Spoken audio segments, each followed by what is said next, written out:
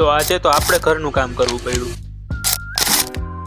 Hello everyone, જય સોમનારાયણ, જય શ્રી કૃષ્ણ અને good morning to all of you. તો જો આજે તો સવારના પોરમાં પહેલા તો ઉઠતા હવે આવી ગયા હતા સોલાર પ્લેટ વાળા. પછી તો જેવા તે લોકો કામ પતાવીને ગયા ત્યાં તો આપણે જવાનું થઈ ગયું હતું વાડીએ. અને વાડીએ પહોંચીને જોયું ત્યાં તો અહીંયા જો આપણા કાળા જીરામાં પાણી ચાલતું હતું.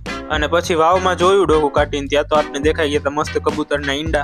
એનીવે પછી જે કામ હતું એ પતાવીને આપણે આવી ગયા હતા સીધા ઘરે. ઘરે આવીને આપણે નાહી ધોઈને થઈ ગયા હતા એકદમ ફ્રેશ. અને પછી જો નાહીને આપણે પહેલું કામ કરવાનું હતું કે ભગવાનને નવા મફલર ને ટોપી પહેરાવવાના હતા. કેમ કે હવે ઠંડી થોડીક વધારે લાગે છે તો ભગવાનને પણ ઠંડી લાગે છે. ત્યાં તો મમ્મીએ આપણે હજી એક કામ આપી દીધું કે ભગવાન માટે આ ડ્રાયફ્રૂટની પ્રસાદી રેડી કરવાની છે. તો આપણે ફ્રી હતા એટલે આપણે થોડીક હેલ્પ કરી દીધી. પછી તો એ કામ પણ કમ્પ્લીટ કરીને આપણે જેવા જ મમ્મી પાસે ગયા ત્યાં તો મમ્મી જો કિચનમાં ફોનમાં વાત કરતા કરતા રસોઈ બનાવતા હતા. પછી તો રસોઈ બની ગઈ એટલે આપણે જમી લીધું. જમીને પછી આજે આપણે મમ્મીને કિચન સાફ કરી દીધું હતું. કેમ કે હમણાં દીદી નથી તો મમ્મીને થોડોક કામનો લોડ વધારે હોય એટલે બપોરે છેક મોડી ફ્રી થતી હોય તો મને થયું લાવ થોડીક હેલ્પ કરાવી દઉં. પછી તો કામ પતાવીને આપણે બપોરે સૂવું નહોતું એટલે થોડોક ટાઈમ પાસ નહોતો થતો એટલે આપણે જો આવા ભૂત ભવાડા કરી લીધા હતા. જો કેમ બાકી થઈ ગયો ને એકદમ ચકોમકો. એનીવે પછી તો આપણે કરી લીધું હતું થોડુંક વિડીયોનું કામ. ને વિડીયોનું કામ કરીને આપણે જવાનું હતું માસીને લેવા. પણ એ પહેલા આપણે કિચનમાં જોયું તો મમ્મી બનાવતા હતા અહીંયા પાક. તા તો મમ્મી કે જા જલ્દી મારી બેનને લેતો આવી કે. એટલે આપણે નીકળી ગયા સીધા બાઇક કાઢી અને માસીના ઘરે જવા.